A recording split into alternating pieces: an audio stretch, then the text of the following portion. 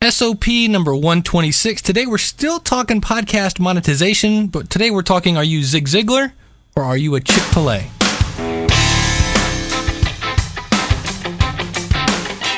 It's the School of Podcasting's morning announcements. Here's Dave Jackson.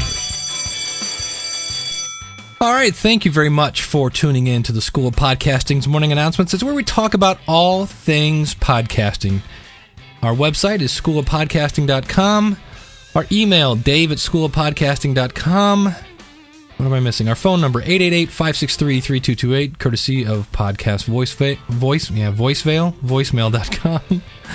Or if you are across the pond, try 234-542-0893.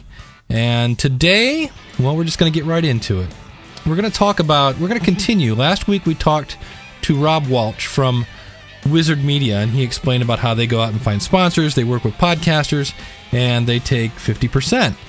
And for the person that says, well, I don't want to give 50% to anybody, I want to go out and sell sponsorship and keep all the money. Well, we're going to talk about sponsorship, and we're going to talk about a premium version of your podcast. So if you're not into monetization, I'm sorry that we have 2 weeks in a row about monetization, but I'm going to just kind of play off of Rob and keep it going here. And next week we'll get into the tips and things like that. But so let's start off. Number one, if you're going to sell sponsorship, the key word there is sell. You have to have some sales skills. So, if you're not, it's time to go out to Zig Ziglar is a great author for selling. I think it was Tom Hopkins. How to Master the Art of Selling Anything was another great book on selling. But the key here is you have to have a system in place to prove to your advertiser that there was value in giving you money. Okay? So before you have that first advertiser, you're going to have some things in place so that when that advertising is done, you can say, look, Mr. Advertiser, you gave me X amount of money and here is what I delivered. So here are some tips for that. Number one, when you're talking to the advertiser and you're saying, here's what I need from you, have them set up what I'm going to call a landing page. So let's say, it was, Mr. Fun's Costumes. That just came to my head. .com. Have them make a page, mrfunscostumes.com/podcast. Now, this could be exactly the same as their front page, but by making it a different page, they can go into their website and see how much traffic went to that site. If you really want to have help them track return on investment, have them provide some sort of benefit, some sort of reward. It could be order now and get this free ebook. Order now, use the coupon code blah, blah, blah. For example, gain control of your day, right? SOP UR Day. As a listener of the School of Podcasting, you get that course for $129. Hurry now, right? That's an actual thing we're doing here. It's one of the members of the School of Podcasting is giving us that discount. Why did he have a coupon? Because he wants to track the return on investment. So that proves, again, we're looking to prove to the advertiser, here's what I did. Now, you're also going to need some stats. Because eventually the advertiser is going to go, well, how many people listen to your internet radio show? Another key point. It's not a podcast. It's not a podcast. I know it's a podcast. You know it's a podcast. It's an internet radio show. I actually met a man at Panera Bread this week. We got to talking. He's a scientist. I'm a podcaster, and he says, "Oh, I don't even own an iPod." So we got a long way to go. So that's why it's an internet radio show. Works much better than podcasts. But you're going to need some stats. So if you're using Libysn, you've got built-in stats. If you're not using Libysn, if you're using something like DreamHost, then you might want to look into PodTrack. Something to show, here's how many listeners I have. The good news is, I think it's April 16th, the Association of Downloadable Media is going to have a report coming out about that, how to establish some metrics. So that's right around the corner, too. So have some sort of statistics. Now, what about FeedBurner? FeedBurner is okay, but I think an advertiser is not going... Number one, now you have to explain to the advertiser what a subscriber is, and I typically find that I have more downloads than I do subscribers. So I don't really want to lead with the feed burner number. They're more interested in downloads. Now, the other thing you can do is, number one, I had one sponsor that did this, and I could not talk them into the landing page. And if I have an advertiser that won't do that for me now, I don't think I would do it, because I announced what their website was in our little advertising spot, and people could have gone to that, and that advertiser has no way of knowing that that came from a listener of mine, because they just went straight to the site.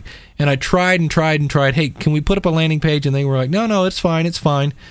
Well, it's not fine, because in the end, I could have sent them a lot of traffic that I couldn't prove came from me. Now, the other thing you can do is you can set up tracking from your site to their site.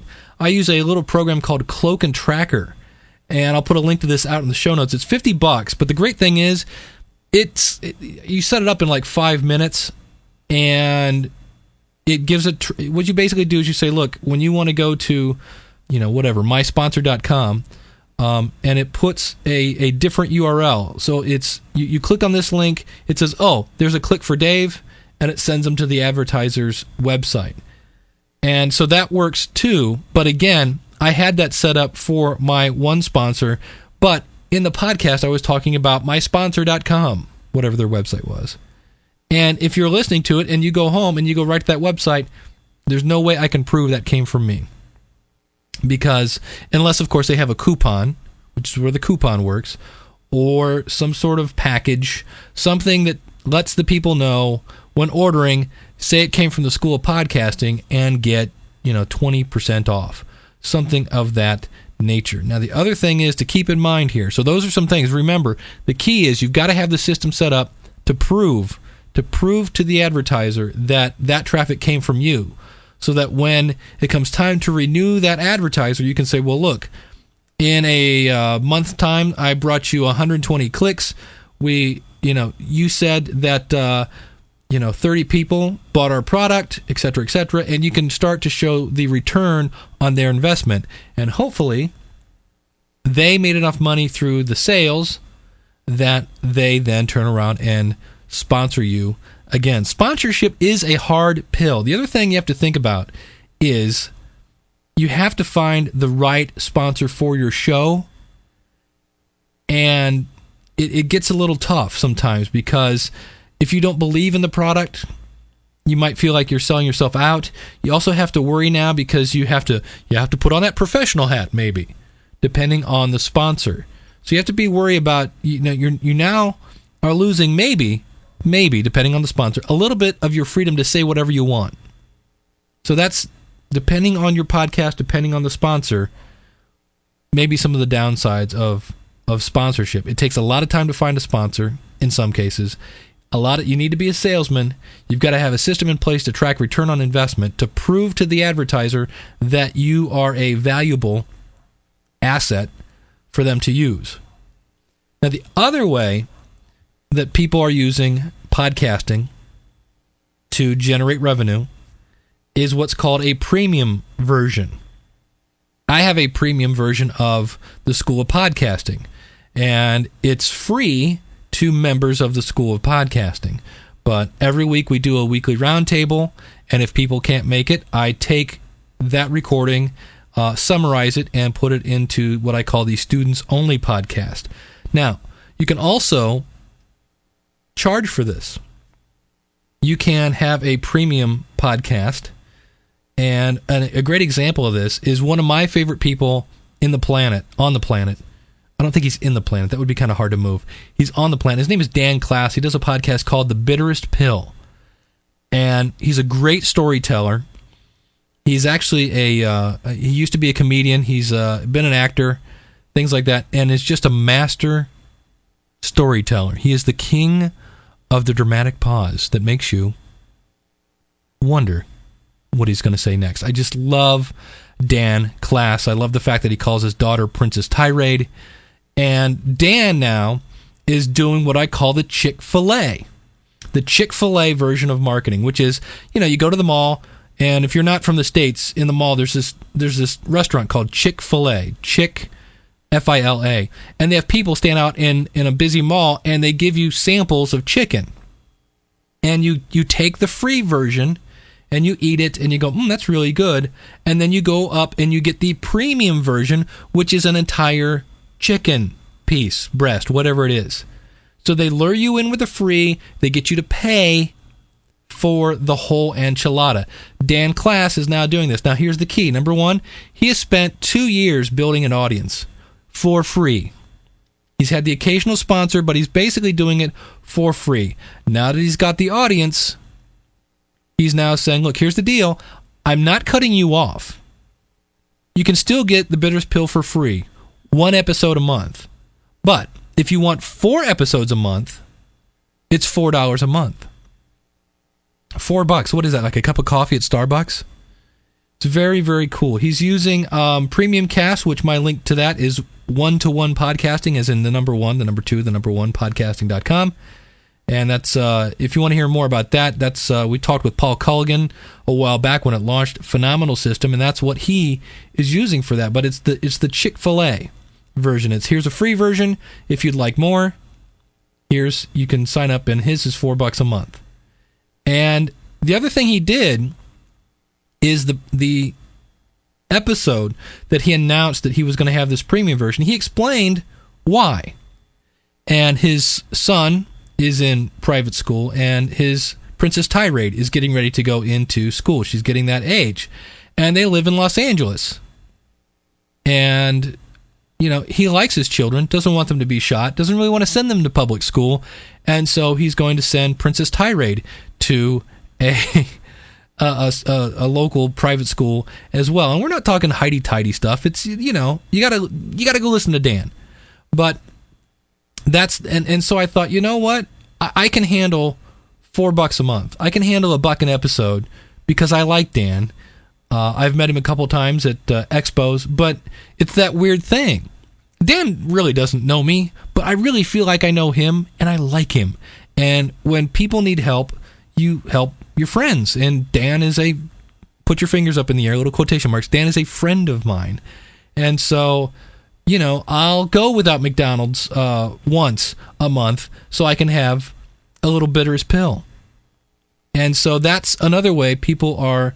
Now, the cool thing about this, think about this, Dan, minus the PayPal fee, gets all the money. He doesn't have to go out and sell. He doesn't have to worry about, am I going to make the sponsor mad if I do this? And, he's now committed to his audience. The people that are supporting him are the people that he loves, his audience.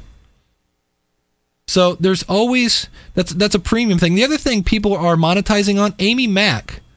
If you listen to the Daily Source Code, she's the person that's been helping Adam Curry get his buttocks toned up. She has a podcast, Fitness Attack. I think it's a minute long. Every episode is a minute long. She's taken the first 100 episodes and she's turned it into a book. So that's another way you can monetize your podcast. Speaking of Paul Culligan, at the New Media Expo, he had a whole thing on how people will pay money for things they used to get for free. I mean, think about it. His example was The Wizard of Oz. You can watch that on regular TV for free. But if you saw that at Best Buy and you could pick it up for $10, you probably would, because now you don't have to sit through the commercials. And this is where I've mentioned this before, and I found a cool tool, and then we're going to wrap it up here. We're going to kind of get off the monetization bandwagon. All right? Everybody off? Everybody okay? Dust yourself off? Okay. One of the things that I have preached about but didn't do, and now will do, is you should keep a version of your podcast in the highest quality you can. So on a PC, that would be a WAV file. On a Mac, that would be, I believe, an AAC file. Why?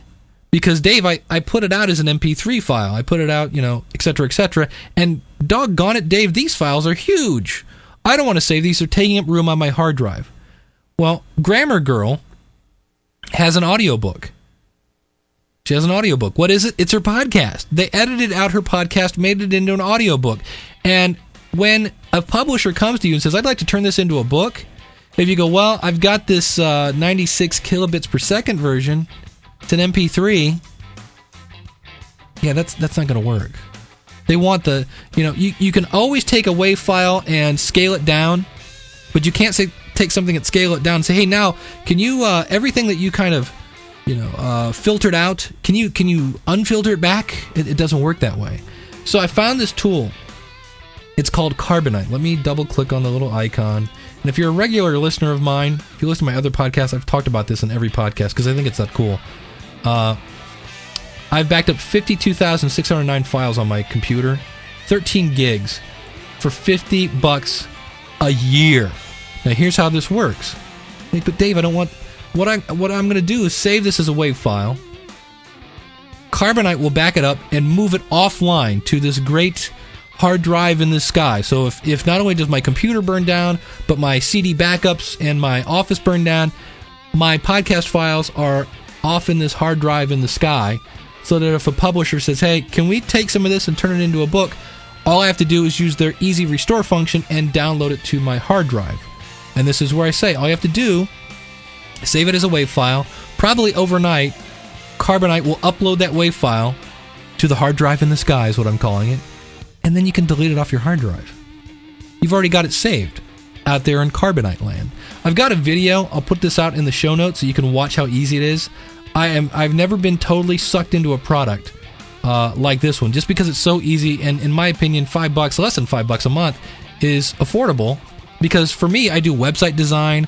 I help people with their podcast, with Podcast FastPass.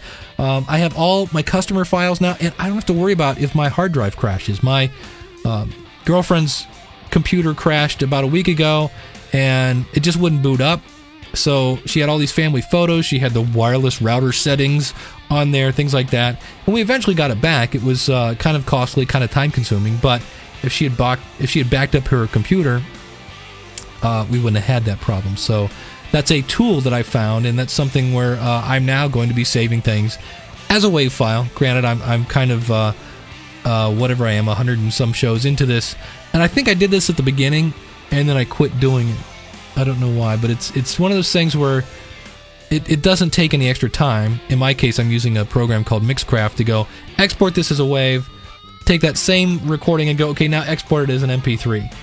It's going to add a couple extra minutes to your podcast production, but you'll have both versions. Let Carbonite back it up and then delete it. So there you go. So there's the tips today for monetizing your podcast. If you're going to do sponsorship, you need something to track the stats, to track clicks from your site to their site. You need a landing page. You need coupons. You need to prove to the advertiser that their advertising dollars were not wasted. Or you can do the premium version. And these are just some of the ways. There are many other ways to make money with podcasting. These are the ones that I've been using with and the ones that I've been hearing about. Premium version, things like Dan Class. I'll put a link out in the show notes if you want to go check out Dan. If you want to subscribe to his premium cast. Very, very cool stuff. And last but not least, if you want to back up your podcasting files, I'm using Carbonite. I love it, and I'll put it, like I said, I have a video out in our show notes, shownotes.schoolofpodcasting.com, where you can watch how easy it is to back up your files. So that's it. Thank you for tuning in. If you have any questions, again, our website, schoolofpodcasting.com, newly remodeled, I might add. And our email is dave@schoolofpodcasting.com. My phone number, 888-563-3228, courtesy of podcastvoicemail.com, or dial 234-542-0893 if you are across the pond. And thank you very much for tuning in. We'll see you again next week with another episode of the School of Podcasting's Morning Announcements. I'm Dave Jackson. Don't be tardy. I'll see you over at the School of Podcasting, and class dismissed.